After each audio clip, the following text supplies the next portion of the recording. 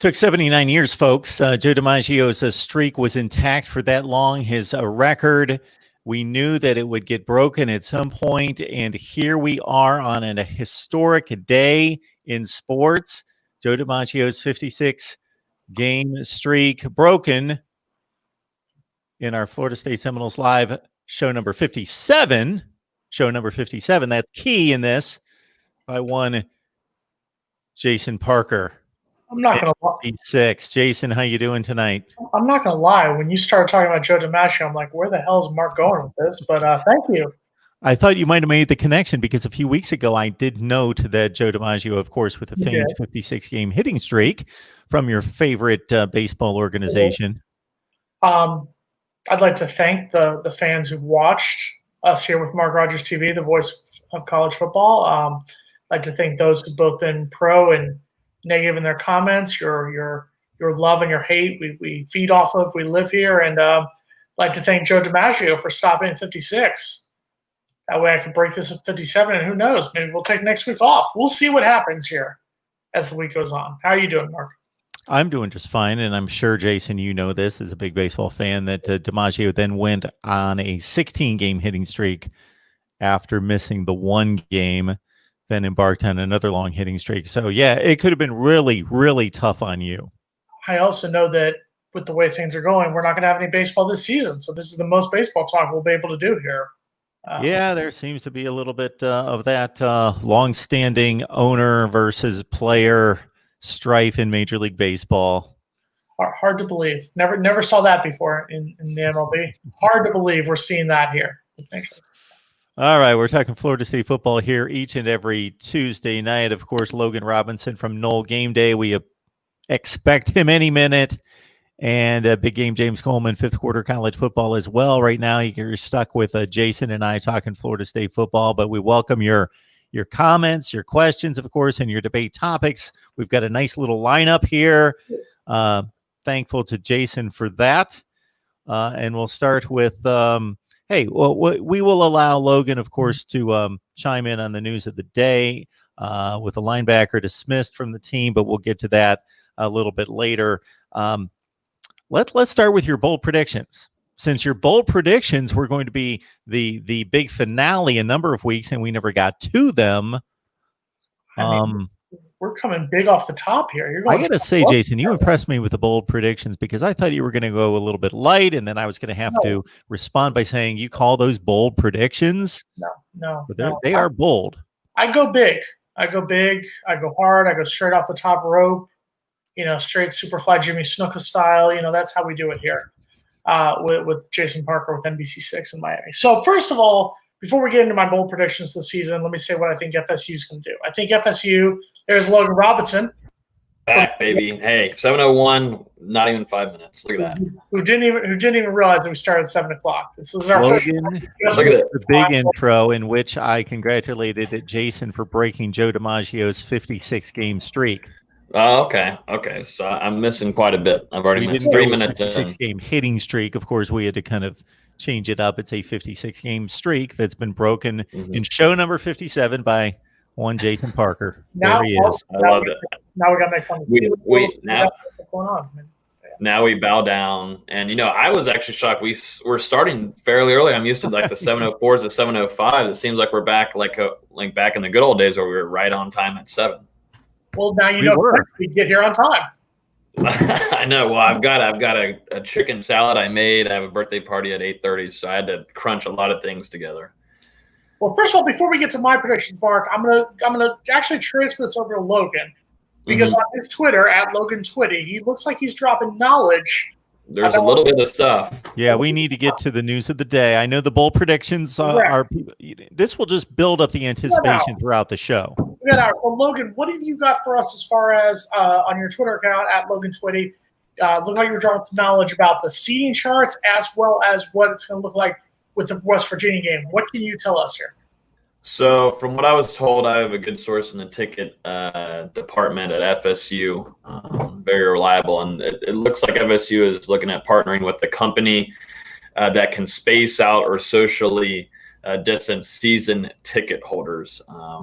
This is kind of something that they're working with. All depends on the NCAA right now too, with games and whatnot. But they're working with computers and algorithm that would make it so then season ticket holders would be socially separated inside Campbell Stadium.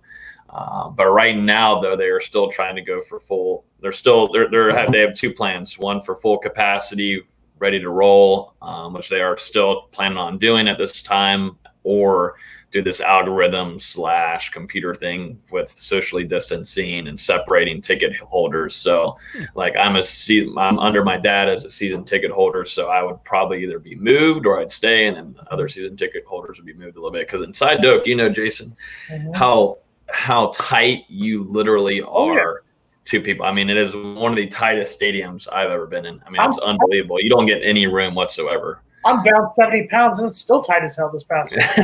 Exactly what it is.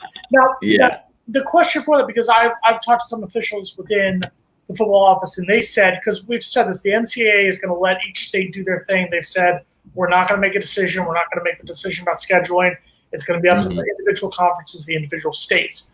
Now, the sources I've talked to have said that in a perfect world, FSU would like at minimum to have a 50 to 75% capacity, because then that would be able to accommodate all season tickets as well as select students, select visiting teams like when Clemson comes to town, Florida, Pitt, other teams on their way schedule. What have you heard as far as that's concerned? Yeah, that's something actually.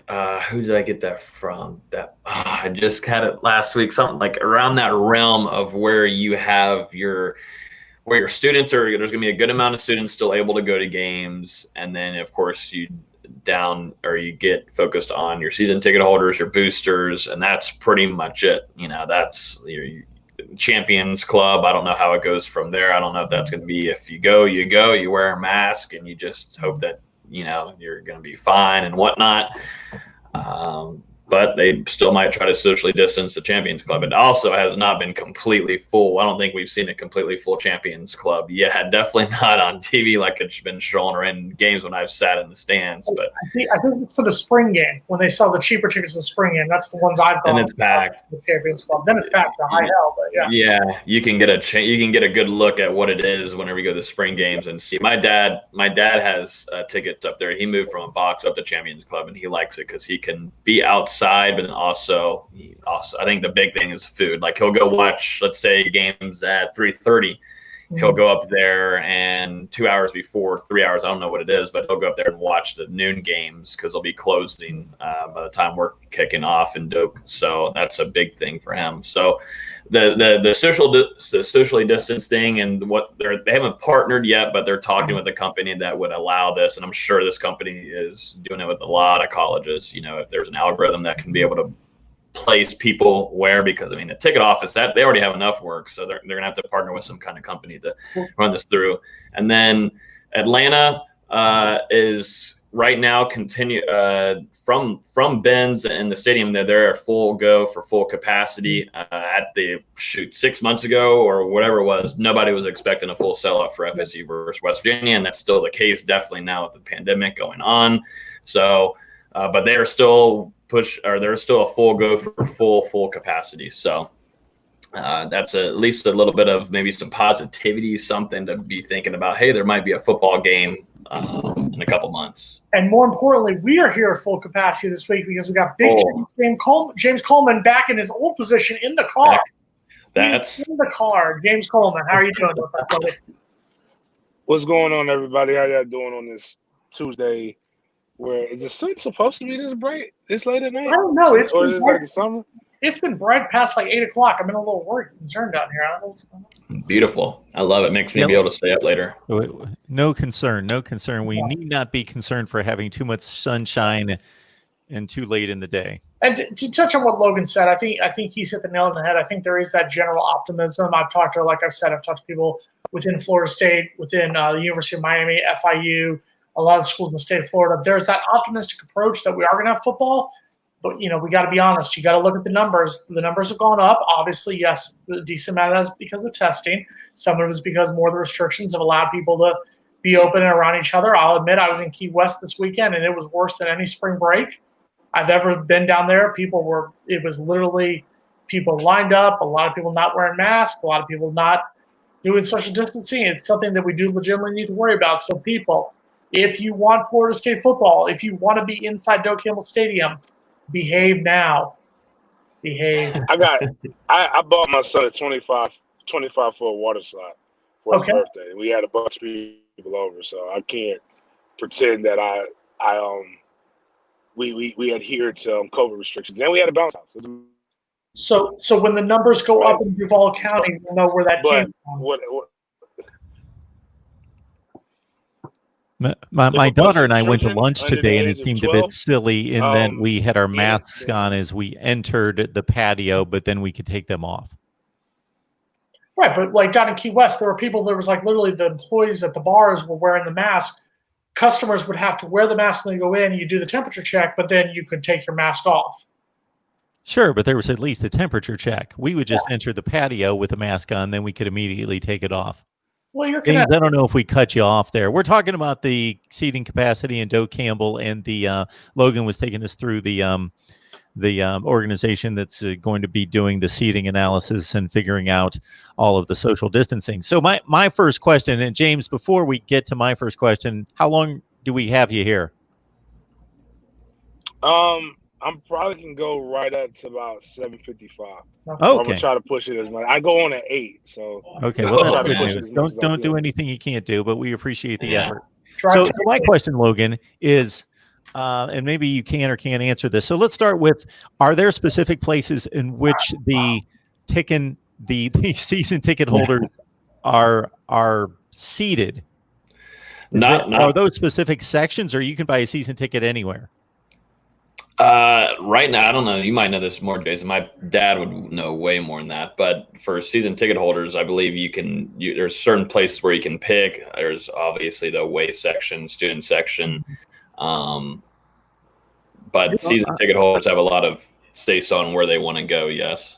So how many people are we generally talking about? What are we talking about? 20,000 people? Well, right now, 38% of the capacity of the stadium is season ticket holders, which roughly comes out to a little around 30,000 out of an 80,000 seat stadium. Okay. This week is actually the selected seat process. Mine is, I believe, Friday, but I'm going to keep my seats where those are.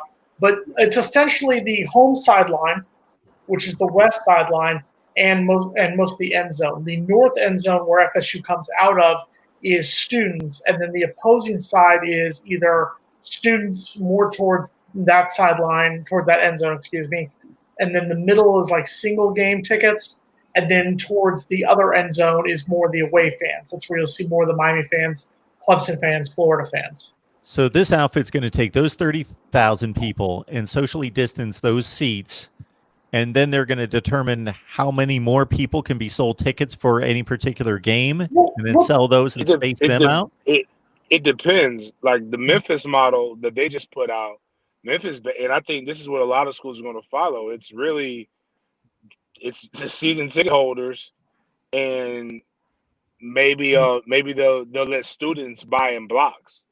Like that's probably what's going to end up happening. But I'd be damned. I like my 4 seats. I don't care about social distancing. I want my 4 seats to be right where they've been at the last couple of years that I've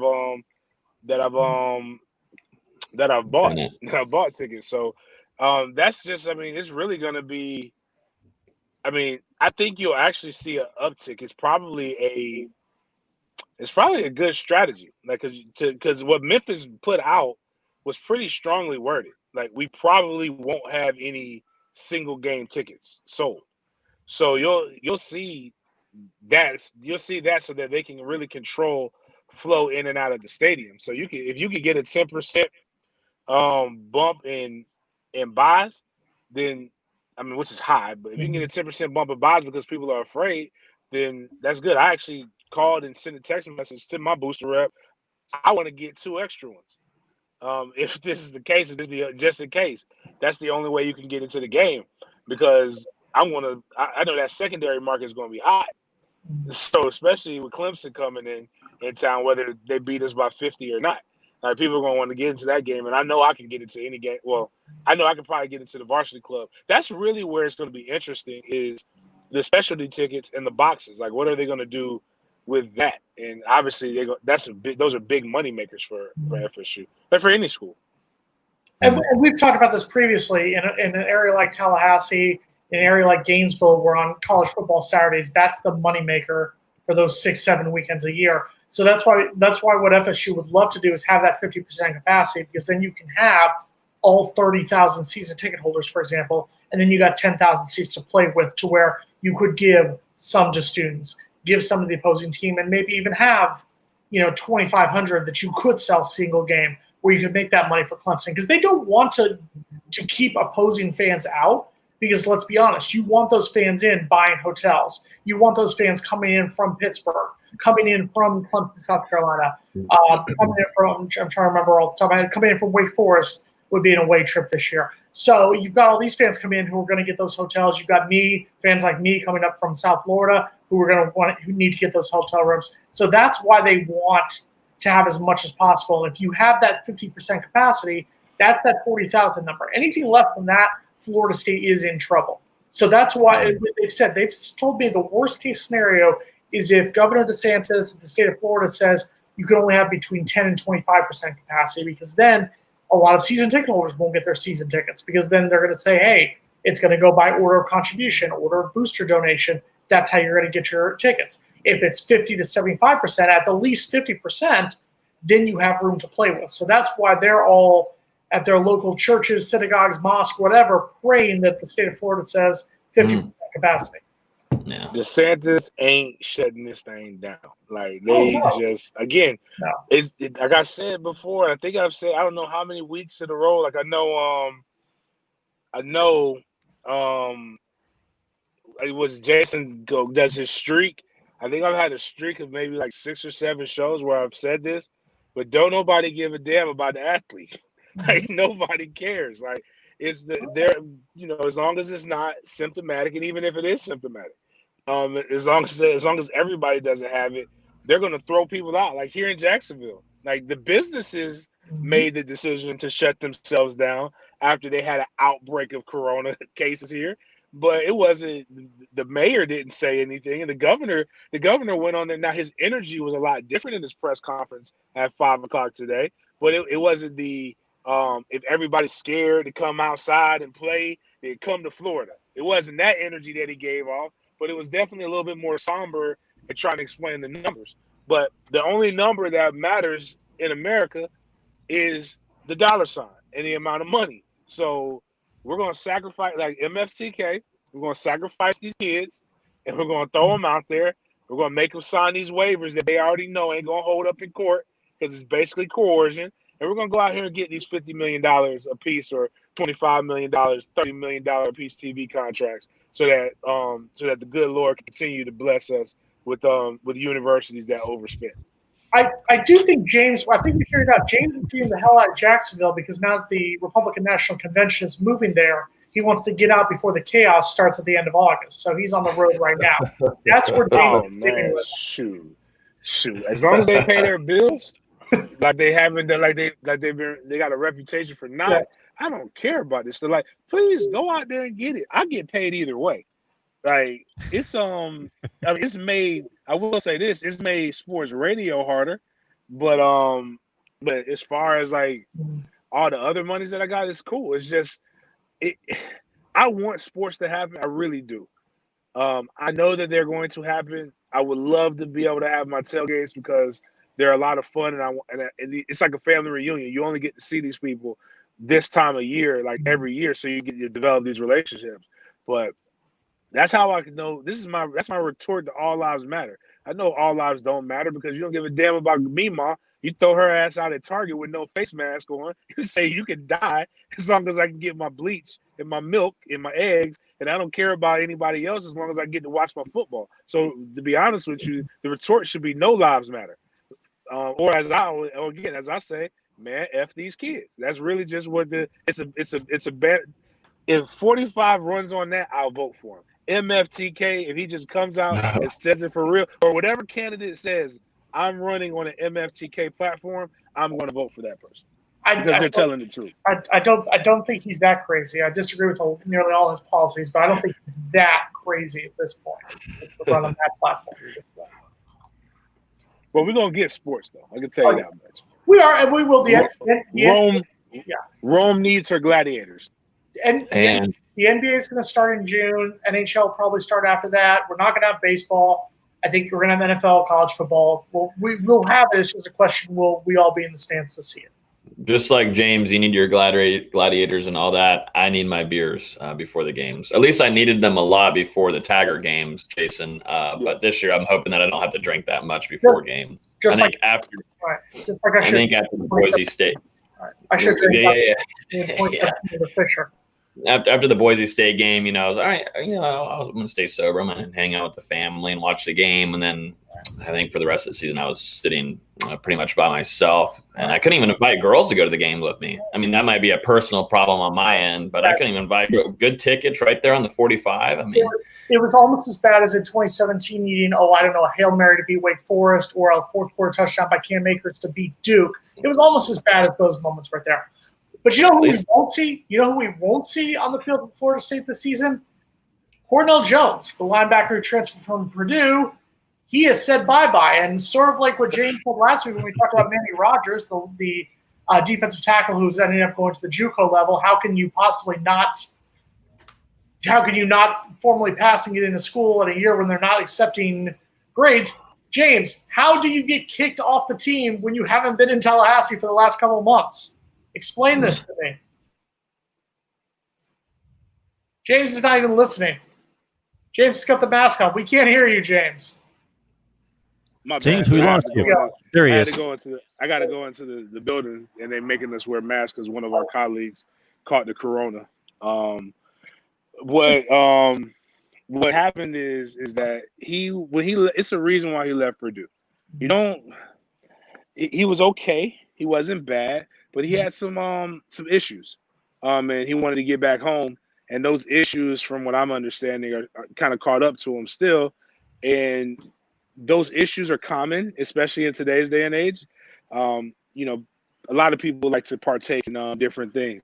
But when you're a walk-on and you're not very good, you don't get to have issues.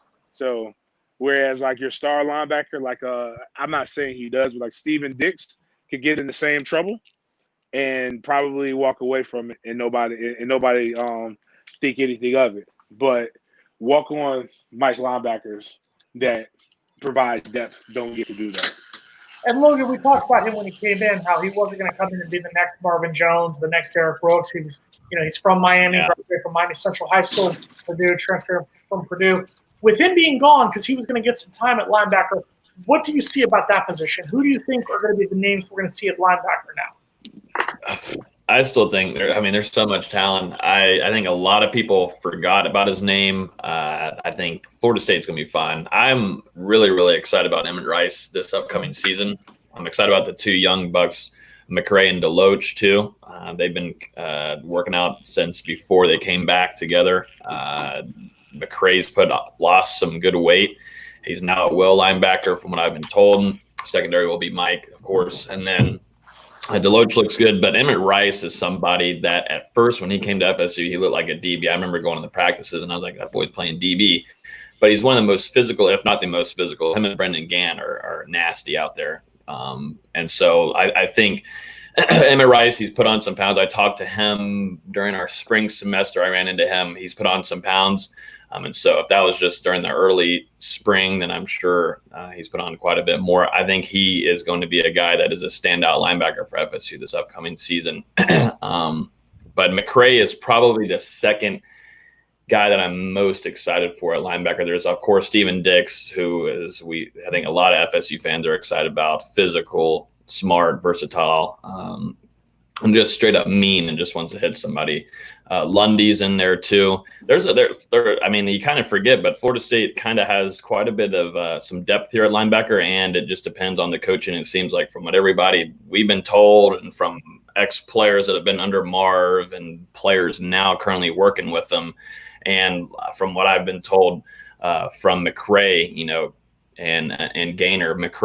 Marv is a great coach so far. Obviously, we want to see how it develops onto the field. But from what I guess the Mississippi State players and players before that have told, these guys are currently on FSU's team. They really do respect Chris Marv, and they kind of like that younger vibe that he gets, and they kind of know that he's a little bit ahead of the game mentally than maybe what he had in the past coaching staff. Yeah, definitely agree with that. I like Kevon Glenn.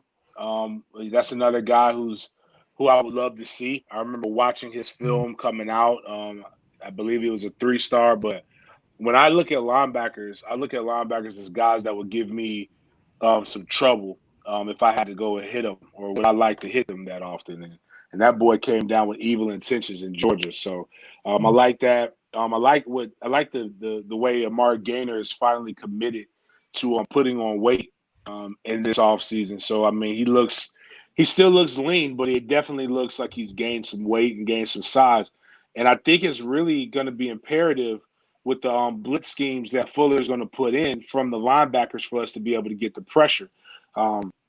We used to have a saying on offense that a team that blitzes often is hiding something.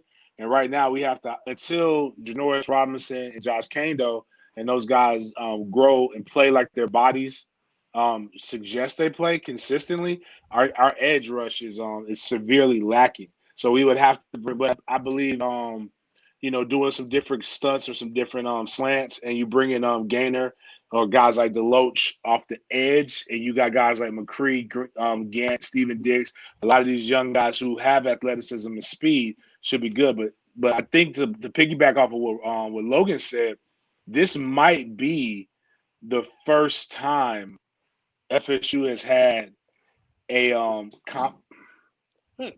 competent linebacker coach in almost a decade. I mean, in a while, like maybe not quite a decade. I forgot we did win the national championship in 2013, but 2013 we played for a playoff in 14. But it's been a minute, and these guys. So it's not just it wasn't a Taggart issue. It was an issue like many of them that started toward the end of Jimbo's tenure.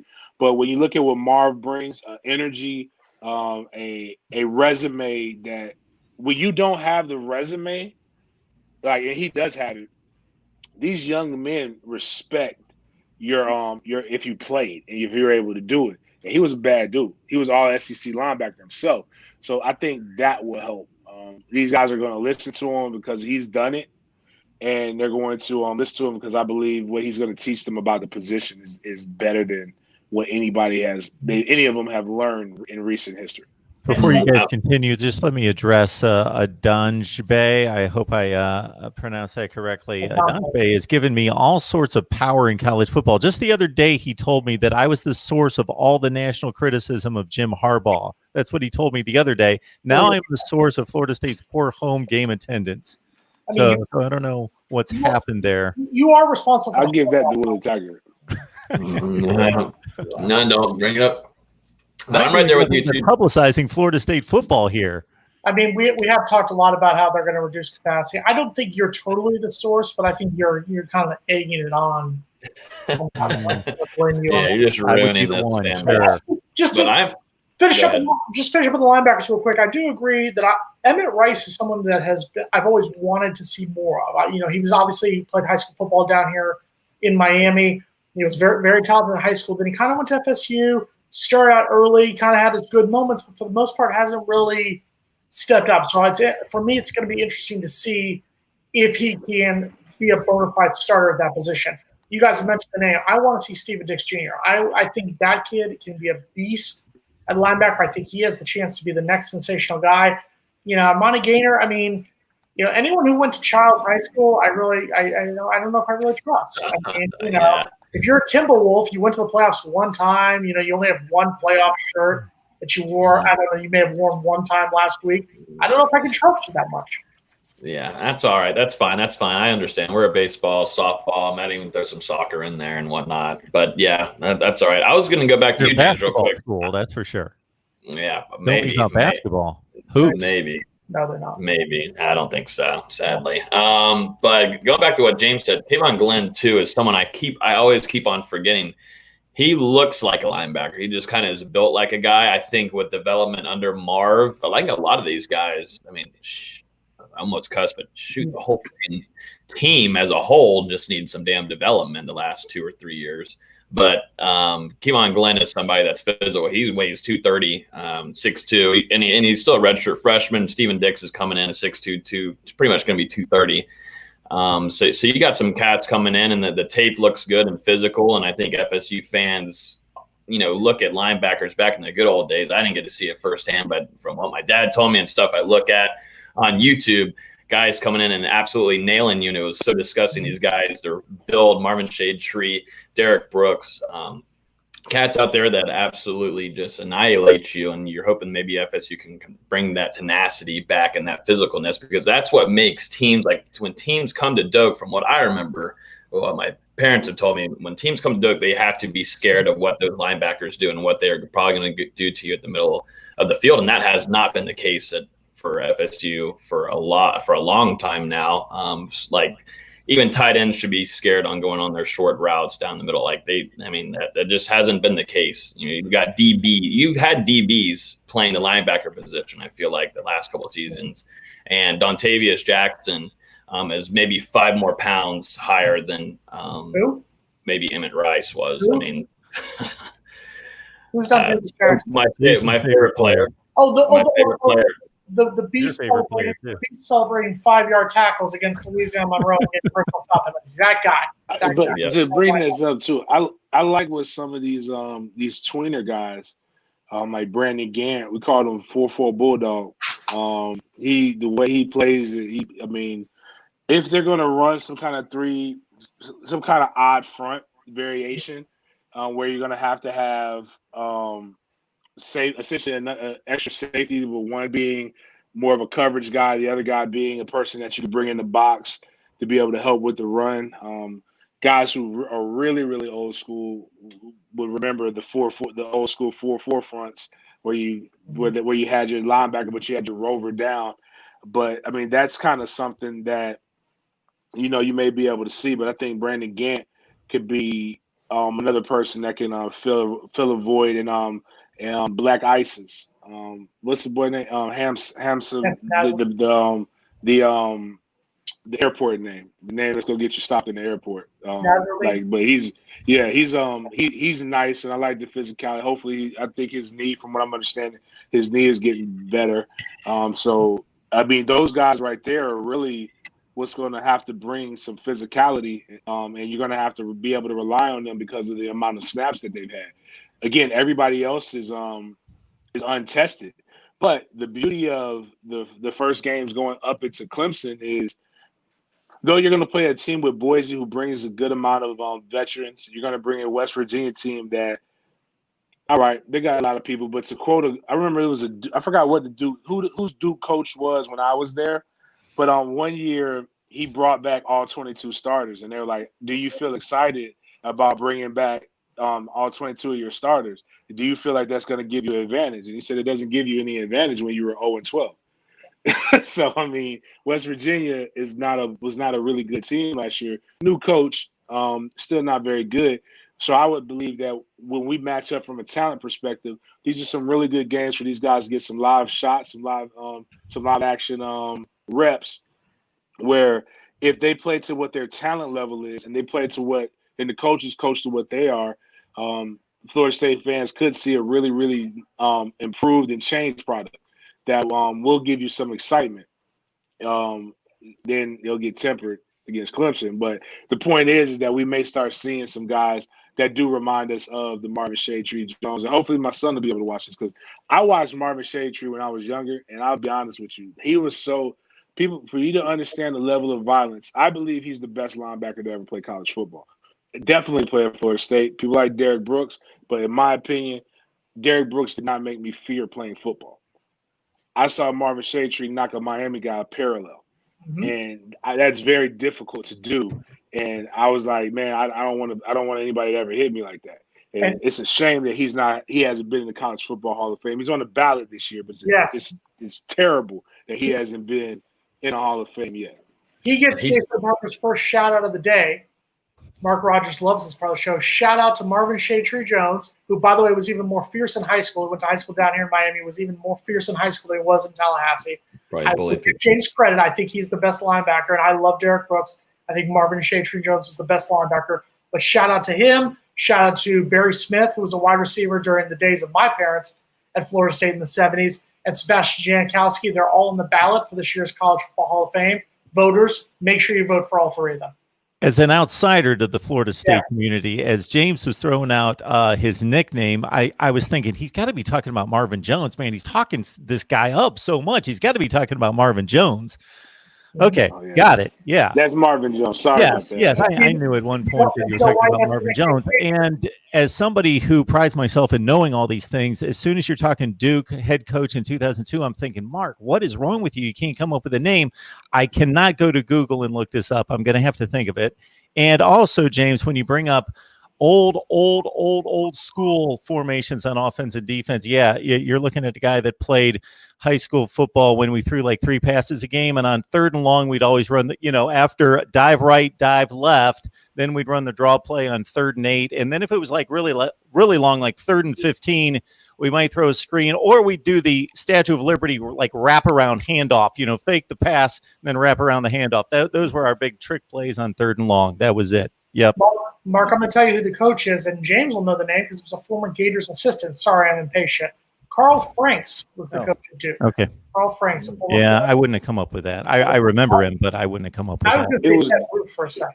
It was Duke. It was Duke. I just thought the quote was really cool. The quote was really funny. Yeah, but I expect to know these guys. He's right. He's right. That was a big so let me do a little house cleaning right here. Getting Even, thank you so much for reminding everyone to like the videos and also for the Super Chat contribution. BGPO Football Funk, thank you for the Super Chat contribution. Redbeard and John Bosch have recruiting questions. We'll get those to Logan and everybody else in just a second. We obviously want to hit up James more than we want to hit up everybody, obviously, on the pay-per-play situation in Florida, but James first and foremost. But before we get to that, James, I want to go back one subject and just reel you in to cap off one thing, because obviously you're in a different position than the rest of us, having played at that level. So as a player, had you been in this situation with them trying to push everybody back onto the field to make the money like you're talking about, and feeling disrespected, like, we don't matter, they just want to make their money, what would have made what approach would have made you as a player feel like, okay, I get it, they need to make their money, this is a business, all that, but at least I think they're trying to protect me to a certain extent as well? Well, I mean, I think a lot of this has to do with, there's so much information out there. Not just misinformation, but just information in general, that it's confusing. And they're asking people to make definite assumptions, or like, for example, how many people do you expect to die when you just found out about this thing? Well, you don't know. And people speak on it in the 24/7 news cycle. Will scare you to death about anything. So all they can really do is try to make sure you have the best medical, not equipment, but medical staff available to where if you do get sick, you're able to recover faster. I mean, that's really what it comes down to.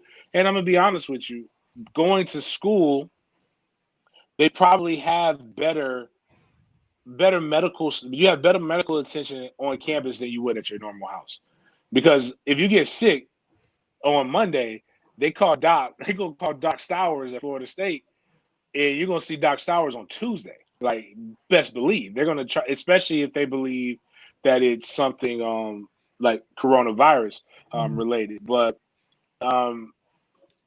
the thing about these contracts that they're trying, like Ohio State, is public, but I'm not to pick on them. I'm sure every school is going to have something close or similar, very similar to what Ohio State's trying to do, but knowing that it won't hold up in court because you're signing something under duress that you don't even really fully understand. They're basically saying, if you want to play, you got to sign this. If I get COVID, I can't sue contract, which is BS. Like, those are things that you can't do, but I can understand why people are doing it. But those are the things that don't make guys. But what I can't speak on is I I didn't experience this, but a lot of my teammates did as it happened basically 1 year, or maybe it was 2. Yeah, 1 year after 1 year before I came to Florida State. And that was when Twin died. Darling. DeVard is the one who's alive. DeVard Darling. So we did with mat drills. Twin, he passed during mat drills. So guys actually witnessed their teammate like faculties breaking down as they're doing the drill, and you're seeing coaches in full coach mode, like, nah, go, don't quit, and you're watching your teammate die in front of you. And definitely, so if social media was around, Bobby would have probably been railroaded for how it almost happened. They tried to make the guys go right back in and do mat drills again, and guys were very vocal. The hell we are going to do mat drill. We just saw a guy I got recruited with die, and that's when a lot of changes happened. And I can only imagine something that was similar, but I think the way they tried to cover it up, Florida State didn't try to cover it up. Was what happened with DJ Durkin in Maryland. When that young man, well, DJ Durkin wasn't there, but with under his guys with the strength coach, where the young man died without any medical condition. So you have to up your medical stuff. You have to up the preventative measures. You have to up a lot of different things for athletes to feel good. It is really not the athlete. Yes, they are men from a legal definition, but you didn't go into and recruit that man. You recruited that man's mom and you recruited that man's dad. And until, just for example, like me, or guys I know, if you still paying child support to somebody who's 24 years old, damn it, they're a child. If they're in college. So you got to come in and you have to over communicate with the parents to make them feel good, because if something happens to that young man or that young woman on campus, the parents are the ones who's going to sue you. And the parents are going to be the ones that are going to talk to other parents at other schools. And that's where it's going to make it difficult for recruiting. And like I said, some of these schools will never have a problem with recruiting because they're winning so much right now. But when it becomes the different, like I was telling somebody about, if my son was getting recruited by Clemson and Ohio State, and I believe that they're very similar, at this juncture, I'll send him to Ohio State because I love how Ryan Day handled a lot of the situations that have happened the last couple of weeks. And I think Dabo's goofy as hell and don't know how to speak unless something's written for him. So that lets me know that he's not real. But either place can get my kid to the league, but it's just how guys handle things is really what you're gonna see it. Because a lot of the stuff that I've heard from is really parents not knowing, and the young man doesn't relay the information to the parent in the best possible manner. So adults need to speak to adults really when it comes to all of this. And that's why the bill that Governor DeSantis signed on Friday, the NIL bill, allowing players to be able to possibly get money off endorsements, is something that everyone should like. Speaking of things that people should like, Logan, you have less than 30 seconds. Tell everyone why they should hit the like button. Go. He has less than 30 seconds. Who gave him less than 30 seconds? Who's running this show? We've got like 12 topics to go to, and you're wasting your time. Let's go, Logan. Go. Logan, you get your instructions from me. Fine. All right. Go do it. 45 seconds. Well, 30 seconds. We have 33 likes. We should probably try to get it to 50 likes. I don't know if anybody knows, but if you're on your mobile app watching this, which probably most of you are, if you're on your laptop, it should be easy. But if you're on the mobile app, just slide down a little bit and you can hit the like button. It'll be able to show it to other FSU fans that are listening or watching that like FSU football or care about us being in the stands or just want to see who the starting quarterback's going to be. We might have some first analysis on that maybe in a few months, but hit the like button. And then also if you're on Facebook, hit that share button too, because we seem to be growing. I just shared it to our Noel Game Days group over there on Facebook, and James is always sharing his too. So Jason, are you going to share it on Facebook? It seems like you're the only one here on the panel that's not sharing it on Facebook, and you're coming after me about my 30 seconds. No, I was saying we have less time. We only have an hour show. This gentleman up here in the top left corner, he's going on and on and on. I was just trying to get your daily spiel in. Now James left. We were going to ask James to talk about the NIL bill, but we can talk about that here. Mark, whoever that is up there in the left corner, whatever, he had to go on and on about it after not talking for like 24 minutes. Yeah, I was about to say, Mark hasn't said much. He's just kind of letting us lay it down. Absolutely. That's what we do here. As long as you guys are laying down the knowledge and the analysis, I'm good with that. And I love it, Logan, that you actually gave the step-by-step instruction of how to hit the like button on the phone. Well done. I'm learning. For dummies. Yeah, it's a book for dummies. But we're gonna get it together. We don't have enough likes though. We're at 42. We need 8 more. There's got to be 8 of you guys. We have 70 watching, and I think our standard, Logan, needs to be raised as well. The 50 like standard needs to be raised. I think we can do better than that.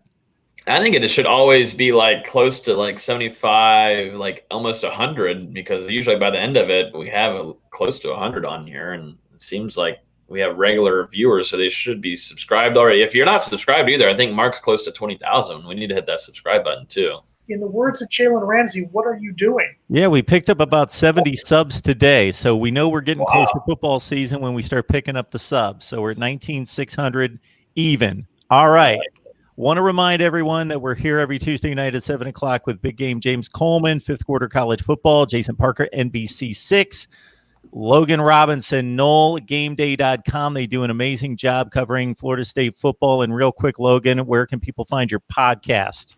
The podcast is Hear the Spear. And we had Nate on last week talking football recruiting, but it's Hear the Spear on iTunes, SoundCloud, Spotify. And would really appreciate if you guys listen. We had quite a bit of listens on last week. So we're trying to do once a week now until football season. Then we'll get back to 2 a week. James, do you guys still have your Sports Den live? Yeah, that's what I'm doing in 15 minutes. There we go. That's how I pay my bills. Where's the best way to find that? If you go to @SportsDen_live on Twitter, you can watch it live on Periscope. You can watch it on Facebook Live. You can watch it on YouTube, the Sports Den on YouTube, or you can go download us on Apple Podcasts and Google Play. And Jason is merely 57 for 57 right here. This is his There's no crosstalk platform right here. Okay, so as Jason started to set us up on, Governor DeSantis signed a bill that will allow college athletes in Florida to receive payment for their name, image, and likeness starting next July 1st, 2021. Are there any downsides to this, James? Of course. One, nobody really knows what all's in the bill. So, like, there's got to be restrictions, and you've got to be able to control. You can't be a booster and own a business and then be able to give these kids money, because that is a clear conflict of interest and advantage. There, people who wonder about if there's like jealousy when it comes to who gets more. There's already that, so you don't really have to that. Not going to really be amplified more, but let me stop. That's not going to be amplified. No, like right now. So you're talking about we were just talking about a walk-on linebacker versus a James Blackman or a Cam Akers. So it's already there. It's already there. Like when I was at Florida State, even my senior year when I was actually good and became a name and I was ranked really, really high on the video game. I would be foolish if I thought I was Leon Washington, if I thought I was Cameron Wembley, if I thought I was Antonio Cromartie. Like, no, when it comes to a national level, those guys are bigger. That happens. Everybody has a role. But from a local standpoint, I'm from Tallahassee. Like, I could have balled out. Like, for me. This happens in the NFL. This is preparing you for what's going to happen. Actually, the biggest thing about the NFL is when you get all of this money and you have no training, and you've only had your scholarship stipend and maybe a bag, as people love to talk about. But does it affect that? When I was a fullback in New Orleans, you think I was mad that Drew Brees made exponentially more money than me? It was Drew freaking Brees. He was a franchise quarterback. I understand that. That happens. Like the rule, those are the unwritten rules. And that's what the market dictates. You cannot treat these young men we can't make them feel like they're smart enough and strong enough and solid enough to sign sign their life away for COVID, or sign their life away at the beginning of every season, stating that if you're playing football, you can die. You can't say that they're mature enough to do that, but not mature enough to go get a damn $10,000 little marketing deal. It's like it's contradictory in of itself. Do you think okay, actually the bigger thing is this. This is one question I seriously want to ask people. Is the tennis coach mad at Coach Norvell? No. All sports matter. Coach Norvell makes $5 million. Our tennis coach probably makes $50,000.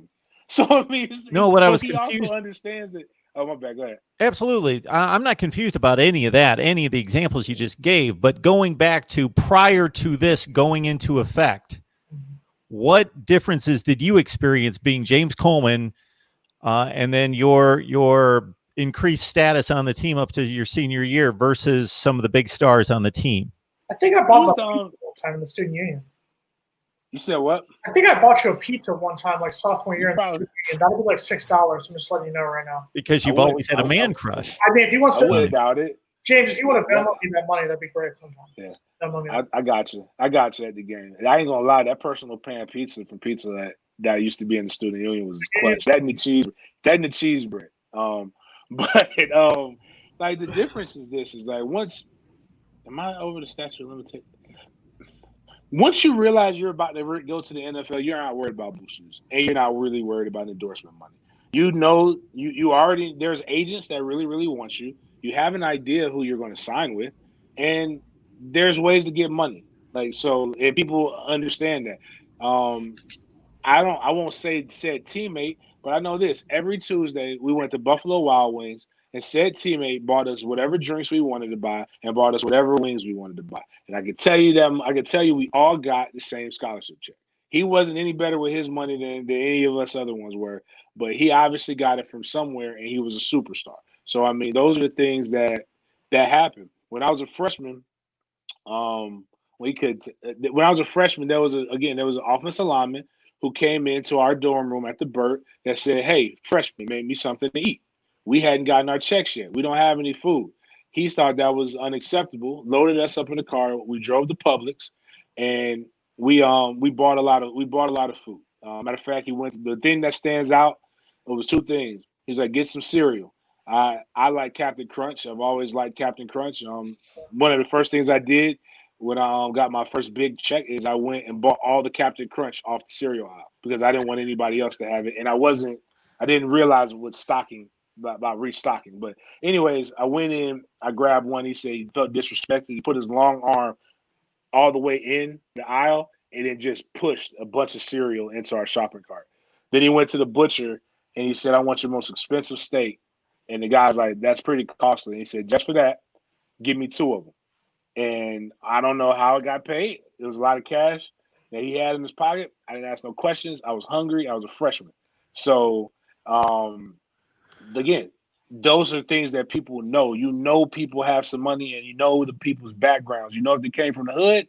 You know if they came from the projects. You know they should not. Like Reggie Bush.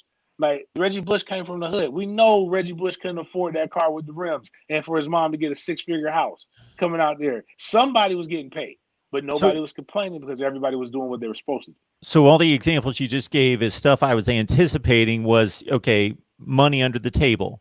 I was thinking, I don't know. Maybe they had it. Maybe I they understand. Legitimately earned it. Sure, I understand. Friends of what I was also thinking I might hear was how you would be like, why doesn't that guy have to do that drill, or why doesn't that guy have it? I was expecting maybe some preferential treatment kind of. When it comes to that, yeah. So 5-star. So like for example, I was a fullback. Lorenzo, actually, but I guess this is showing. But like Lorenzo Booker fumbled the ball against Miami in 2003 in a damn tsunami. And I knew I didn't have the luxury to fumble the ball because Billy Sexton didn't play that. Billy Sexton said no running back is worth 2 fumbles. I also understood that he didn't see the ball again to the bowl game. So that was like 6-7 games later. I knew if I fumbled the ball, I'll probably lose my scholarship. So like I knew that in the back of my head. Like there are guys who get treated different. 5 stars get treated different than walk-ons. That's life. That's no different than anything else. Stephen A. Smith probably gets treated better than you, Mark, over there at the network. Oh, It's come on. because They he's think a Stephen lot A. of me Smith. there. No, I know. I believe they think a lot of you. But I'm just saying, kidding. I'm just kidding. Stephen makes a lot of money. No one covers Jason baseball like Mark Rogers. That's it. Yeah, but I mean, those are just the things that happen. I mean, that's life, so that won't change. But the money part, I mean, it is what it is, man. Be forth and prosper, man. I shot a video on this when the whole Johnny Manziel, Johnny football thing was going down about the deal that he did in Florida and the NCAA finding some evidence, but not enough to do anything about it. And he got suspended for the first half of the first game, which was meaningless, and the whole thing. And basically to say these kids give it all on the field. They're going to film sessions, they're lifting weights, they're running, they're working. It's a full-time job all year. And I don't feel comfortable with them getting paid, but they should be able to go down to Joe Blow's car dealership down the street and sign autographs and get paid for their local celebrity. Absolutely. Governor DeSantis signed this. I'll just be honest real quickly. He signed this to get ahead of the NCAA, to kind of get the NCAA to do something, whether it's eventually going to be giving the players more money, upping their stipends, doing whatever. He did that to jump ahead. He did that because he knows that he's already essentially running for re-election in 2022. If you're going to do something, the best thing to do is to pay the athletes. And I'm not saying give athletes $250,000 a year. I'm not saying that. Mark Rogers and I have had this conversation before. But James Coleman worked at minimum a part-time job the way I did to help myself pay for college. James Coleman should be getting at least minimum wage the same way I got minimum wage for my job, working at the Applebee's on Tennessee Street. So that's an extra $10,000 that you can give to James Coleman or any player on the football team to help out. And they have the money. Let's be honest. They have the money. So that's where it's got to be. And that's the biggest question is going to be what's the next step? Because James hit the nail on the head. He's not going to make the money that a Chris Ricks, a Darnell Dock, and a lot of these guys made on that 03-04 team, but he should still be able to get something. So the tennis program does nothing in regards to revenue. They lose money. So how do you pay them? You could argue they're working just as hard, but they don't bring in any revenue. So do you base it on revenue? And then you got to base it on what players contribute to what level? How do you rate an offensive guard? We don't have any stats. How do we pay him? You know, for the non-money making sports, you can give them a set stipend, whether it's $5,000 a year. Let them make money the way this is being legislated right now. There's plenty of money out in the community. I agree. They're bringing in tons of money. They should be getting paid. James Coleman, I owe James like 10 cents for the NCAA video games I bought when we were in 36 pullback drive for a touchdown. Oh, that's why the NIL is actually really, really good. I think people are only looking at football players for it, and they're not looking at the female basketball players. Like, again, people take advantage of these women all the time. They put them on these Instagram posts where they're like beautiful basketball girls, and they'll show them in their uniform, and then they'll show them in heels and a skirt. They're amazing looking, and you can get paid to model now. If you're a female athlete, if you're a swimmer, if you're all these other Olympic athletes, which is really where they would make their money at. If they wanted to do an OnlyFans account, now they can do OnlyFans. They do whatever the hell it is they want to do, and you can make your money in that capacity. Whereas, and actually, to be honest with you, some of them may make more money than what the regular football player will make because of this. It's not just a football. Football is the more popular thing because that's what we look at. But, they don't look at what AAU sports make. Look at these AAU tournaments and how much they sponsor. They sponsor entire teams. And they can take some of that money and put that to potentially two athletes. But really, if you're a hustler, if you have your shirt company, anybody can go make a T-shirt company now, and you have a saying, you want to go sell that, you want to use your likeness. Go make your money. There's a lot of things that you could do if you're a hustler as a student athlete. Those are the big things. I think paying them is really where you really toe the line because they are employees, but that sets the school up for other discrimination lawsuits. It sets the school up for a lot of other stuff as well as the player. But or you know what? They could have ended all of this. Just let us have jobs. You couldn't work. I couldn't. That was the thing. I would have worked. I couldn't work, except for a small amount of time during the off season. But like during the season, you couldn't work You couldn't work a part-time job, and they wouldn't let you because they knew that you're working more than 20 hours. So that's the reality on that. Logan, what is OnlyFans? I need to look that up real quick. What is that website? There's a couple of them. If you look at it's a study group. It's a study group. Yeah. Okay, anyways, though, guys, I got to get ready to go do radio. I'll see y'all next week. Thanks, James. Always appreciated, man. Thank you so much. Be good. Be good. See you, brother. So Swampy McGee is our unofficial graphics producer. I should probably send him. We should send him like a producer rundown each week because he supplies us with these phenomenal stats.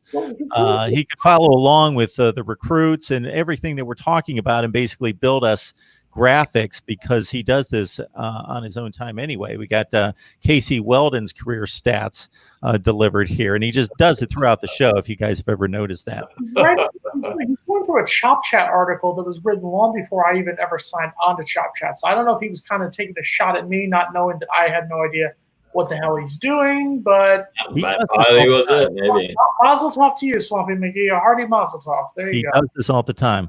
Logan, we need you to fill us in on a couple recruits and where they might be leaning. So John Bosch is asking about Luke Altmaier, and he got a Bama offer. Redbeard's asking about Jake Slaughter possibly flipping to Florida. Do you know anything about that? Both the Knowles. Luke Altmaier has a great relationship with Norvell right now. I think obviously that's a big offer coming from Alabama. Obviously, I think a lot of FSU fans are kind of freaking out a little bit too much. There's going to be new 247 rankings coming out tomorrow, and supposedly he's jumping up like 400-something spots. So he's going to get moved from a 3-star to a 4-star. And so FSU fans are just worried. And if he would have been offered by Clemson, then FSU fans also. What do you got, Mark? How do you jump 400 spots when nobody's playing football? I understand that if you go out and play 2 of the top 10 teams in the state and rush for 250 yards, 2 straight games or something like that. How do you get kicked out of school when you haven't been on campus in 3 months? We asked this question 45 minutes ago. There's a lot of things that we don't know what the hell's going on, Mark. Well, yeah. Well, probably now he was. I mean, this was over the weekend. He did have a camp. Something was going on. He did actually have a camp. He had something going on. He did get invited over the weekend to the Under Armour games. So Florida State will have right now an FSU commit at that Under Armour game. I don't remember, was it DeAndre Francois the last time FSU had a quarterback there? Yeah. Yeah, so he's, I think, probably the Alabama offer, maybe it just gives you a bump just like that, at least 250 spots, right? If Alabama's offering you to be their quarterback. So, and SEC, all that kind of jazz. But yeah, I wouldn't worry about Luke Altmaier right now. Nate Greer, our recruiting guy at Noel Game Day, has a great relationship with him. And Luke has been recruiting very, very, very hard for FSU, and I think he's got a few guys lined up to commit soon, and there might be a silent commit. But he's going to put some talent around him, it seems. And then Jake Slaughter grew up a Gator fan, which, sucked, but grew up a Gator fan. But from what I've been told, from what Nate has said off of him, Jake told Nate that they came in too late. Florida came in too late. Florida State has been ahead in his recruitment for a lot of this, and he's going to stick with the FSU. Logan, did you grow up a Gator fan? Sometimes you talk really positive about them. Never do. Like I said, I hate Miami more than the Gators. I know, and I'm trying to figure out where that's coming from. I don't get it, but I'm just wondering because sometimes you talk a little orange and blue. Sometimes I wonder there. Yeah, right. You're on drugs. Acquiring that water, straight water. I drank way too much this weekend. I will not be drinking again for a while. Redbeard 40 is another would-be producer here. Hey, Mark, you should make the show an hour and a half, make the first hour general talk with the fellas about the topics in the last 30 minutes for questions. Maybe, Redbeard, you can get us a sponsor, and we can all get paid for our time, and I would be fine with reeling these guys in for another 30 minutes, and I would throw them a few bucks every week. Maybe we could work on that. I'm too old. We do need, because we sadly, because there's so much stuff going on, we do miss a lot of questions. Like I keep on saying, week on, regular show, week off, call-in show, and we answer 15 beautiful questions real quick, and we can get them off. At least during the off season, week on, week off, with the call-in show. When you say week on, week off, are you talking about every other week? Well, like a week on, we have our show. Then the next week we have a call-in show. So not really off. We wouldn't have an off week, but we. Oh, now you want call-in shows. Let's get back to that. Jason's nervous. Jason's nervous. Jason doesn't want to use his TV 14 language that he knows he's going to use, because I'm going to get some people who are going to be very colorful with their language and their comments. I know that I don't have any problems so far. I'm going to come back with it. Mark's going to get mad at me. There's going to be a whole kit and caboodle. I would think Jason would love the calls. James dropped an F-bomb a couple weeks ago. That's expanded the vocabulary. You were going to curse this week. Mark's going to drop one time. Oh, yeah. Turbidine said, Mark, can I call in now? Guess we're going to have to tell them either. Oh, I've received 3 calls since we've been on. I'm not taking them. Now, I will say this weekend we did cover the Homestead race, first race with fans. Fans obviously weren't wearing their mask or anything, but that's besides the point. And I was wearing my FSU mask, and I had a group of West Virginia students at West Virginia University, and University of Miami students who both said that they were going to kick Florida State's ass. And the comment I said to both of them is, what gives you the confidence after what you did last season, to touch on what James Coleman said, what gives you the confidence that you are going to beat Florida State after what you did last season? None of them could give an answer. And that's the problem right now, is that everyone is way too confident, including us on the Florida State side. There's a lot of FSU fans who are saying, oh, we're going to go 10-2. Oh, we're going to go 11-1. Oh, we're going to surprise people. No, we're not going to win 10 games this season. This is an 8-win team. At some point before September 5th, I will be able to give my predictions. Logan signed on a few minutes too early here. Thanks a lot, Logan. We appreciate it. So maybe next week, who knows? But I will give you the predictions why Florida State will not win 10 games this coming season. It's up to you guys. We can stay on and get Jason's 3 bold predictions. I haven't. I need to write mine down. I completely forgot that we're doing 3 bold. Here's what we will do. Next week on Mark Rogers TV, the voice of college football, we will each give our predictions for the Florida State season. This is your homework this week, Logan. We'll give our predictions of the Florida State season, as well as our 3 bold predictions. Your 3 bold predictions on either Florida State schedule or rival schedule, or any bold predictions you've got. And then what we will do is we'll open it up to the fans to say either Jason's a god, Logan, you're an idiot, Logan's a god, Jason's an idiot. Mark Rogers will write something in some code name, some code fan. Was it Tabor and 1 will all of a sudden be Logan? Or should it all of a sudden be Mark? As I did last year, week to week, when you guys gave your predictions, I reserve the right to withhold my predictions because they may be there on my YouTube channel, Patreon channel there. So I don't know. We'll see. If you want to do your predictions of the season, Mark, you go right ahead. Redbeard, go to Redbeard's latest comment if you can, Mark, at 8:05. It seems like. Oh man, I'm way behind. I'm at like Mark, I told you we need to get you down to Tallahassee for a game. I've got connections. That would be phenomenal. We'll get you to Miami. You can come down. We can do a live. We'll get Logan down here if he can actually get south of I-4. He'll come down here. Redbeard's live Miami game preview. We get Cam on here eventually. Yeah, Cam. Look at this Redbeard 40. Redbeard's a great supporter. See, it worries me when he says "or die trying," because I really can see Redbeard going a little. That's on him. A little. Redbeard. That's phenomenal. If you stop with, I will have a sponsorship forthcoming. Period. We're fine. We'll support you, buddy. But or die trying. That's just showing effort, Jason. That is effort. I like how. I think legally we know stuff. Redbeard, you can find me right there. You send me an email right there. It's easy to remember. And we'll work on this. Mark, make sure you have a nice suit when you have to testify at that trial as an accessory to whatever. Make sure it's nice. This is funny from Mr. HD. I'm surprised Mark missed it. FSU needs to rehire Willie. He wasn't given enough time to be FSU's best coach. Jason, was that you? Was that you? Was that? I saw you typing. Was that you in the chat? No, that was me trying to find out who Duke's coach was in 2003. Yeah, understand. I miss a lot of these comments, unfortunately, because I'm just not going to go through the whole explanation, but it resets and then I miss them and whatever.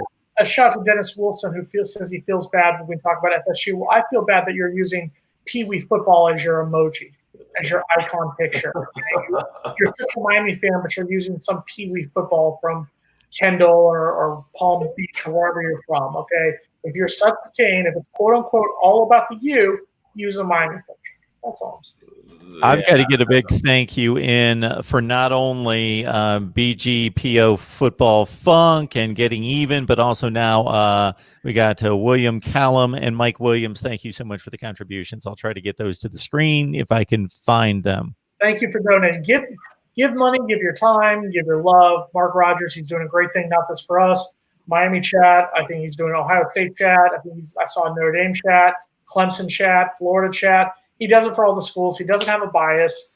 He knows Ohio State's not going to win the national title this year. He's come to accept this fact. It's not going to happen. Florida State has a better chance than Ohio State. I mean, he's come to accept this fact here with doing us. So support Mark Rogers with your money, with your time, with your love, your support. Support Logan over at Knoll Game Day. Support Jason's taking over the show again. Mike Williams. Let's give Mike Williams a shout out. $20 from a Miami fan. Mike, thank you very much. Mike. That would work. Damn. Well, I was going to say, never mind. They gave a good donation. I was going to say, a lot of fans don't go to the Miami games anyway, so they do have some money in their pocket that they could spend on some good analysis here from Mark Rogers. So that's what I would do. But I need to stop because that's what gets the whole chat going. Then we have to end it off, and so I look like the scaredy cat.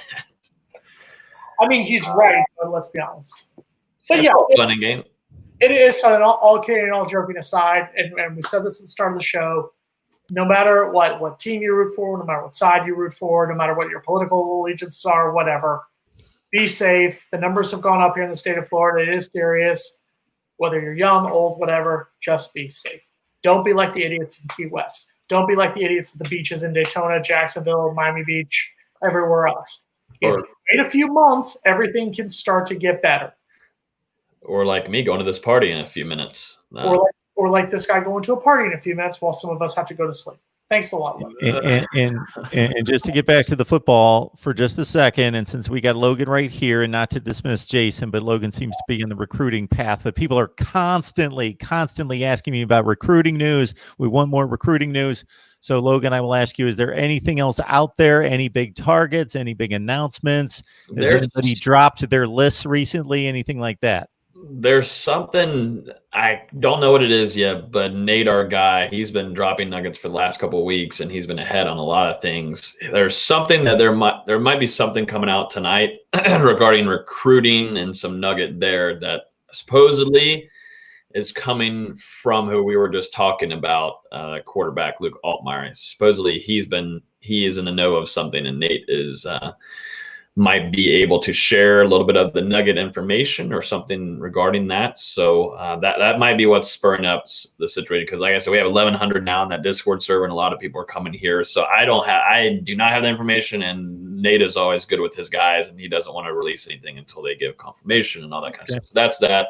Nothing too crazy, but I think a lot of FSU fans, but it's been 6 days since there's been some FSU recruiting commitment and whatnot. I think fans are kind of antsy a little bit. And this is how it is usually. Now the spring's over, summertime, it's quiet. Guys are just working out and whatnot. But there'll be some recruiting on the way. And I think a lot of questions earlier we're talking about, should FSU fans be worried about the recruiting in Florida that hasn't seen much success so far? I think that goes back to what me and Jason and James have talked about. A lot of this is going to have to do with play on the field, man. Willie Taggart, I mean, I'm not going after Willie Taggart, but it kind of might have ruined some relationships and what they thought of FSU while Willie Taggart was there. They're going to have to prove themselves. Mike Norvell is going to have to be the cleanup crew on aisle 8 because Willie Taggart couldn't even get 8 wins. So that's a situation that the current staff is going to have to deal with, and they're going to have to play games and win games. That game in Atlanta will probably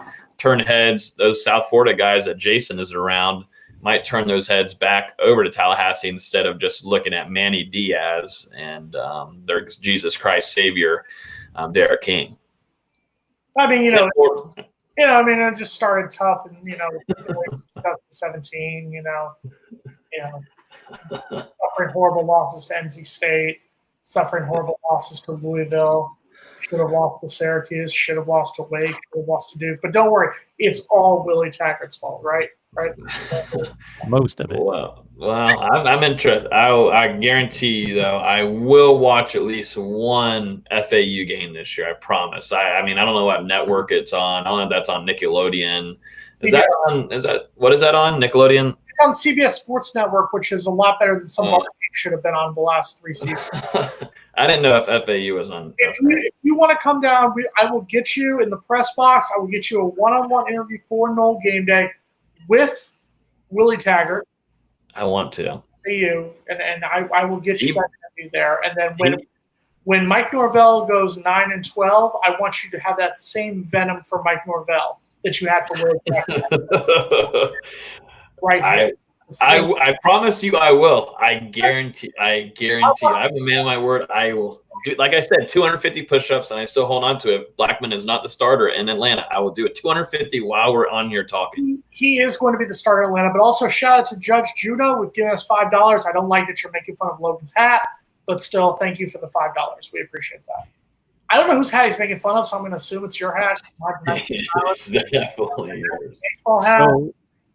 So in addition to whatever our bold predictions are going to be, Jason, how about this? Yes. With the 9-12 after 21 games, I think we should all project what Mike Norvell's record is going to be after 21 games. Well, we don't know what the schedule's going to be. We don't know what the schedule's going to be in 2021. And look, let me put it to you like this. No, I'll say it like this, and I've said it before. Do I hope Florida State is more successful under Mike Norvell than Willie Taggart? Absolutely. I'm an FSU grad first. My loyalty is to Florida State before it was to Willie Taggart, Jimbo Fisher, Bobby Bowden, or any other football coach, or even Mike Norvell. I want Florida State to be as successful as possible. If Mike Norvell goes, let's just say 8-4 this season, yes, I will praise his name as a great coach, and I will say he was a better coach than what Willie Taggart was. What I am saying, and what I've said all along, is all the people. And I'm sorry, Logan, I'm going to throw you under the bus on this one. All the people who have been in the same Logan camp. Well, no, because Mark hasn't been as bad. Mark has really. Yeah, I've laid off. I went full steam hard to start out. You did. You went hard. You were on that. Who's the Louisville coach? Scott Satterfield. You were on his bandwagon hard when he went to Louisville. Yeah, and look, huge. We're huge on that one. But Mac Brown. I got trounced. You trounced me for Mac Brown last year, and look what he did. Because it was the weak Coastal Division. We'll talk about this as we go on. All I've said is that the people who have attacked Willie Taggart did not attack Jimbo Fisher the same way for a putrid 2017, and are not going to attack Mike Norvell. That's just the facts. There's a difference. Oh no, we're not going there. Oh, yes, for certain people. Yes, hang on, Jason. Let me say this. You are absolutely correct. For certain people, that is a motivation. Correct. But that is not a motivation for everyone, certainly. I'm not saying it's a motivation for you guys, but what I'm saying is right now, Mike Norvell is getting this great pass. He's the savior. He's going to come in. He's going to. He hasn't played a game yet. Hold on. Can I finish? You need to get a pass. No. If I can't interrupt you, you can't interrupt me, sir. Absolutely. Okay. We do love each other here at MarkRogersTV. Of course. We like to do it after the 8 o'clock. We should be doing this in prime time 7:30, but we're doing an after show. This is the overtime period here for. This is the best content part right here. What I'm saying, and yes, do I think it's the same reason for everyone? No. And do I think you or Logan are in that boat? Absolutely not. I don't think you guys dislike Willie Taggart because of the color of his skin. I don't think that at all. I'm not accusing either one of them of that. So let's cover that boat right now. What I am just saying is if we are going to go after Willie Taggart and say he was justified in being fired for a 9-12 record, for being 0-5 against Clemson, Miami, and Florida at the time of his firing, which I understand that those were the reasons why he was fired and why he wasn't given 2 full seasons. All I've said is that if Mike Norvell is in the same position, I expect the same venom, I expect the same criticisms, and I expect the same demands for him to be fired. But we all know that if that does happen, if the worst happens and that does happen, there's not going to be the same venom. There's not going to be the same pitchforks calling for him to be fired. That's the sad reality of it. Jason, the longer you talk, the more counterpoints I can list in my head, and I can't keep track of all of them. So the first one would be, you cannot compare their performance in 2017 versus their performance in 2018. They were a much better team. They were competitive with, we could go game by game against similar opponents, and they only played one bad football game in 2017. They got blown out by Boston College. Anyway, they were in every game and were a competitive 7-6 team. I know Jimbo didn't win the last 2 games. Okay, fine. Point number 2, there's a difference between going 9-12, and that's your total record, versus going national championship, college football playoff, owning the ACC, and then if Jimbo would go 9-12 or anybody else. If Nick Saban went 9-12 in his next 21 games at Alabama, there's a difference there. He's got 6 national championships. That's not his complete record. And that's where the problem is. Jimbo Fisher got a pass. No, he didn't get a pass. He won a national championship and went to a college football playoff and owned the conference for 5 or 6 years. That's not getting a pass. Logan, do you hear this double standard of the? It's not a double standard. And he didn't go 9-12. This is the Ohio State, the Ohio manners over here interrupting. What's that? And I've said this before. Jimbo Fisher is a good coach. Jimbo Fisher is not one of the best coaches in college football. That 2013 team was a team that was put together by great assistants who you saw. What happened when those assistants left and Jimbo had to do more of the recruiting?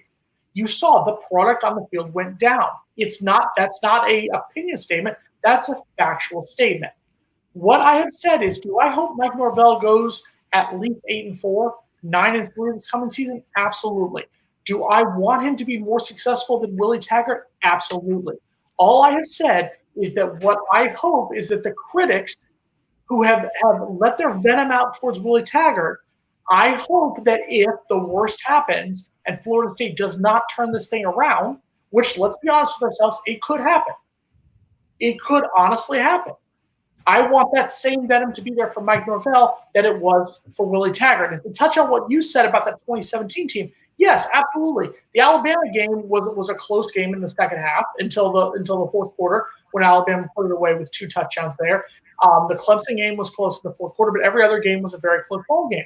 By that same token, in 2019, the Boise State game was a game where Florida State blew a huge lead. Playing Boise State close and playing Alabama close are 2 different things. At home. Talking about the most talented roster in the nation they were playing on that night. Multiple interruptions here. Virginia game was a blown fourth quarter lead. Wake Forest was a blown fourth quarter lead. Those are 3 games right there where if Florida State is holding on to their fourth quarter leads, Florida State is a 6-3 team after the Miami loss and not a 7-2 team instead of a 4-5 team. So by that argument of you're just trying to defend Jimbo Fisher, that same argument could be made for Willie Taggart. But once again, I want Florida State to be successful. I just want people to treat Mike Norvell the same that they did Willie Taggart. If you were positive and said give Willie a chance, great. Be positive and say give Mike Norvell a chance. If you were pitchforks for Willie Taggart after the Virginia Tech game or after the Syracuse game in games 1 or 3 of his career at FSU, be that way if Florida State loses to West Virginia, if Florida State loses to Boise State. I have a question for Logan, and I have a question for both of you. Logan, was it not just the 9-12 record? It was that the team just looked undisciplined, unprepared, didn't make adjustments, couldn't line up correctly in games number 10 and 11 of the season. It was more than just the record. They looked awful. It was the most of the time. It was the loss to Miami. If Florida State loses that close game, I'm not talking about why he got fired. I'm talking about why his teams looked awful. That's why looking bad against Miami is why the ultimate decision why he got fired. And this is from people involved in the process that I have spoken to. They have said that the reason why is because he looked bad against Miami. And at that point, it's 0-5 against Clemson, Miami, and Florida. It's losing both games against Miami, losing 1 game against Florida, and losing both games against Clemson. That's the fact why he got fired. If Florida State loses that game 17-13, 13-10, and looks competitive, odds are he keeps his job for at least the rest of the regular season. But looking bad against Miami is why he got fired, because it was the final nail in the coffin.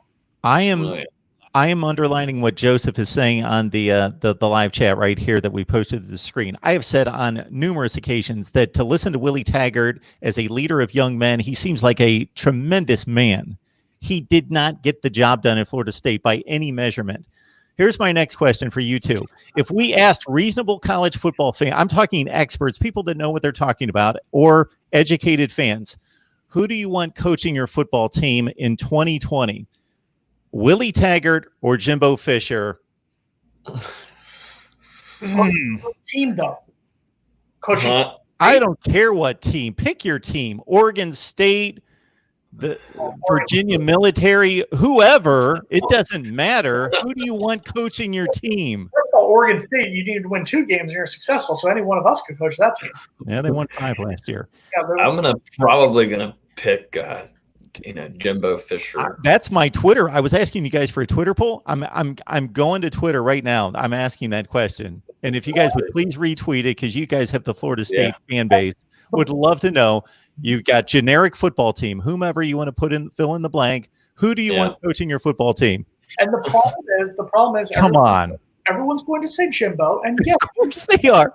But because he won a national title with a team that, I'm sorry, he didn't do a lot of the recruiting for. And that was a team that any one of us could have coached that team to 10 games. That team was a phenomenally stacked team. Well, that's part of the deal. You have to have stacked teams to win. Urban Meyer, Nick Saban won national championships with stacked teams. You have to have a stacked team to win a national championship. That's part of the deal. He recruited them. So here's my question. It's a simple yes or no. I don't need the Mark Rogers, toting the fence here or what. I don't need the Logan Robinson coming up with an answer. It's a simple yes or no question.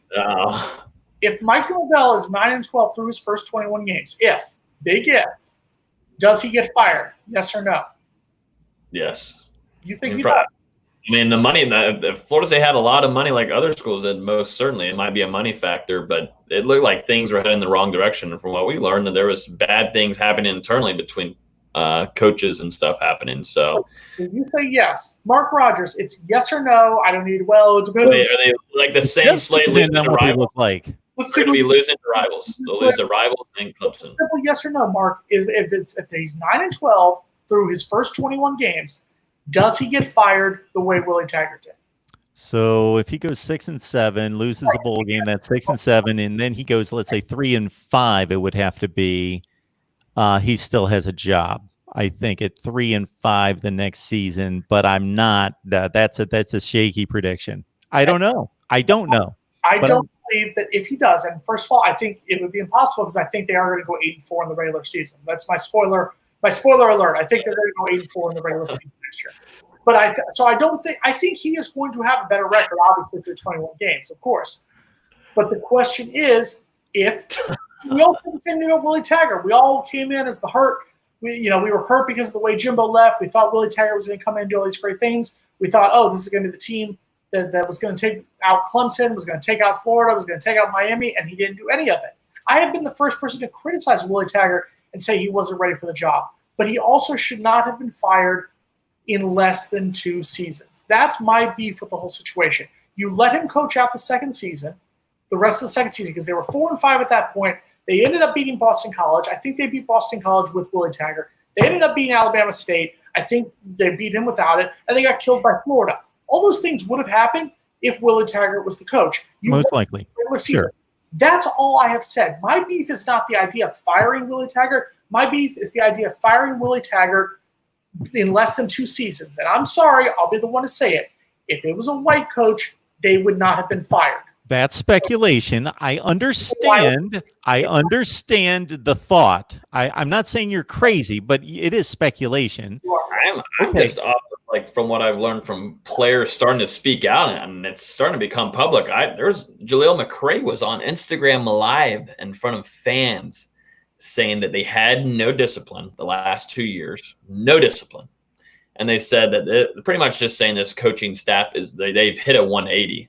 I mean, they've hit a complete 180. I would never want Willie Taggart back in Tallahassee if I'm a fan. I would never want to why would I have a third season when the young players that have talent are complaining that they were not going to be developed? And why play if you're not going to be developed? And you want to go to the NFL. That's the goal. But the problem is there was the lack of discipline at the end of the Jimbo Fisher in the 2016 season, the 2017 season. Taggart didn't fix it. The New York Times didn't do it.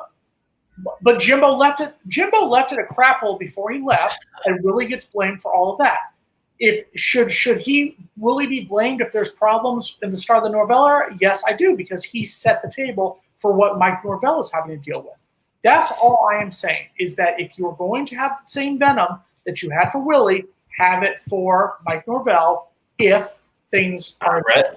I'm fully ready. Like I said, I'll do an additional 250 push-ups by then. You're swole by the time the season's done. No, whoa, bold statement there by Jason. Said that. I'd like to say that 200 9 and 12 for Mike Norvell. Is that what you just said? No, I have not said that. You're going to shouldn't be swole. I'm not going to do 250 push-ups. I won't have to. Be swole by the end of the season. I'd like to point out I've done 200 push-ups a day for the last 2 weeks, and that's more push-ups than I've done in my entire life. Okay. See, that's good. So what have you committed yourself to, Logan? 250 push-ups if what? Norvell goes 9 and 12? Yeah, if Norvell goes 9 and 12, and then also an earlier one, if James Blackman doesn't walk on that field and is not the starter, then I have to do 250 push-ups. But I'm expecting James Blackman to be starter, so I don't think I'll have to do any push-ups. There's a lot of Purdy hive the last week or so. I don't know, and I think that's kind of like the off-season sways. I hate to break it, but I'm close with some of these guys. There hasn't been much of anything new, kind of news coming out regarding about Purdy or whatever. James is probably going to be your starter in Atlanta. I think it's just the wave of the offseason. Let's start some rumors and whatnot. Nothing too much. I hate to tell you, but there hasn't been much of news. At starting quarterback from South Bay, Florida, number 1, James Blackman. That's yes, sir. Your starting quarterback. Yeah. I'm starting to even get a little bit more optimistic about that even happening week by week. So not too just going to have to be. Does Florida State football freak you out? Because George the Gator apparently says it does. So. Well, George said that when I asked you guys for some recruiting news and analysis, that George had said this news just in: Florida State signed a 2-star. That was George's response. George, stick around for my bold prediction, because if you hated me before, you're going to hate me. That's why we need the college show with that. I got a preview of Jason's bold predictions. If you hate me now, then I won't stop now. That's a song. That's a rap song. Just letting you know. No, Lamar Jackson wasn't going to go to FSU. His only other option was to go to the University of Florida. They wanted him to play wide receiver. He wanted to play quarterback. So, no, Florida State didn't even look at Lamar Jackson. And, well, that's another story for another day here. VT said, James Anorexia Blackman, get that man a sandwich. Yeah. Do you not have a meal program? I seriously, you have to wonder sometimes, because I remember we interviewed him last May. He came down here for an interview with the Miami-Dade Seminole Club and the Broward Seminole Club with Willie Taggart. And Willie goes, yeah, he's gained 20 pounds. And I'm looking at him going, where the hell did this man gain 20 pounds? Because he looked exactly the same as he did in the 2017 season. So God bless him. If he's got it, God bless him. Supposedly he's over 200 now, so we'll see. He's drinking those shakes, though. Him and Mark Gainer are drinking those special drinks after practice, so maybe that's helping. But, yeah. If it's 200 pounds plus uniform, helmet, cleats, and 20-pound weights in each arm, then, yeah, maybe he's over 200 pounds. That might be it. Dog, it's all Jimbo's fault. Thank you. Even there's an LOL there for a reason. And you spelled everything right with the punctuation. I'm so happy, SEC Dog. It only took 57 shows. Thank you, buddy. Come on. Jason, the Fresh Prince of Popeyes Parker. I haven't had Popeyes in a while. Maybe that'll be dinner. Okay. There you go. I agree, Joseph. I'm right there with you, Joseph. I saw that comment. I do agree with you. I don't think that FSU fans should be too worried about another 9-12 situation. But, I mean, I thought about it too. I mean, it all depends on money. But, damn, if you're going to lose again to rivals like that, then FSU has turned into an absolute basketball and softball school. And it's time to get on the train of the Leonard Hamilton train, because it looks like it's not stopping anytime soon. We're going to start making basketball shows instead of football. And that's why I've said before, the two biggest games for Mike Norvell in the 2020 season, and eventually we do have to go here because we're at an hour and 34 minutes here. This is extreme overtime here. We're in sudden death overtime.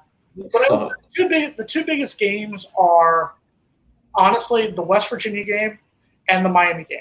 The West Virginia game is the most important game because if you look at it, Florida State has not won a season opener since 2016, since they beat Ole Miss in Orlando.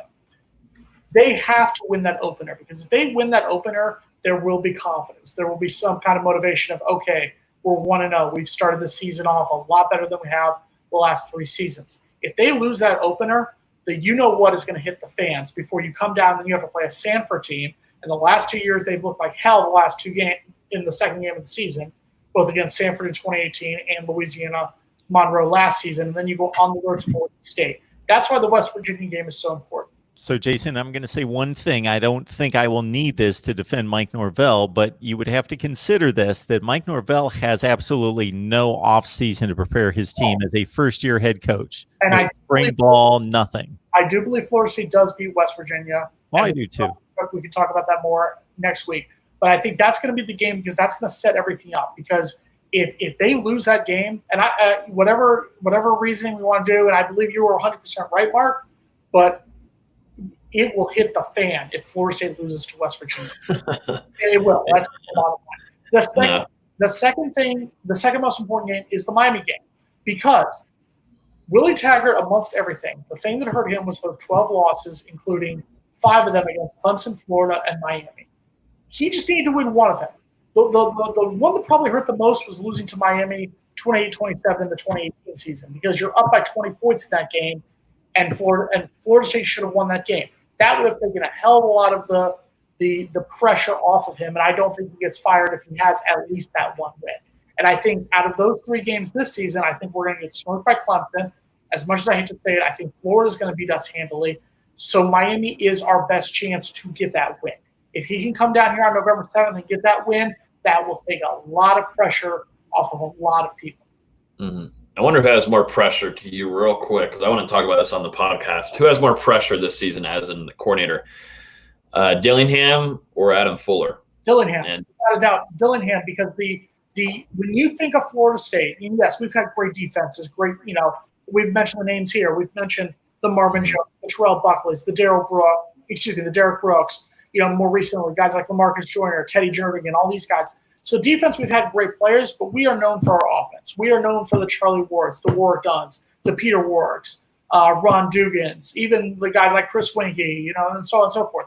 That's what we have to do. And the fact that our offense was god-awful under Walt Bell and wasn't all that much better under Kendall Briles, if you look at it, that's why that offense needs to turn around, because if that offense plays as atrocious as it has the last 2 seasons, that's going to be the biggest problem. I'm going to go opposite here for a good old quick debate. I'm going Adam Fuller, just off of solely the amount of talent that is returning and experience that's returning to that defense. And then Solon, you got one of the best defensive linemen, Marvin Wilson, coming back, along with your front, your mob is coming back with Cooper, along with Durden, too. Durden's getting a lot of praise this offseason, too. And Hamza Najruddin, your linebacker unit looks like it's going to improve under Chris Marv as a new coach coming from Mississippi State. And you got probably one of the top corners. I think he's going to be a top 15, top 10 corner by the end of the season under Asante Samuel Jr. I think you got some young bucks too, but I think the pressure under Adam Fuller is just way too much talent, man. In order not, it's like you got a Ferrari, and you just got to tune that baby up and have some good coaching development there. And under hopefully Marcus Woodson, the DBs, things will turn better, because right now Florida State, if we're talking just college football, they're not DBU. That has got to come back. You still got the talent there. That's the thing. Florida State, we have every friggin' week. This is the first time we haven't talked about a DB commit. There's talent always coming in. It's got to be developed. So I think there's just too much for Adam Fuller to work with, where you have to have a top 15 defense with that. No, but I agree with you on that one point. The fact that the defense was so god awful, they can get away with just being, instead of god awful, they can get away with being awful and it being an improvement because of what we have seen over the course of the last probably 2 or 3 seasons, depending on if you want to go back as far as 2017. The fact is, you look at that offense. James Blackman is a good quarterback. Tamarian Terry is arguably one of the better receivers in all of the in all of college football, especially the Power 5 conference programs. Caleb LeBourne at running back is arguably one of the better running backs at that position. They've got the players to have a top 20 caliber offense. If it can't be done under Kenny Dillingham, Dillingham is just the next in the line. He is just the third coordinator in 3 seasons who could not get it done.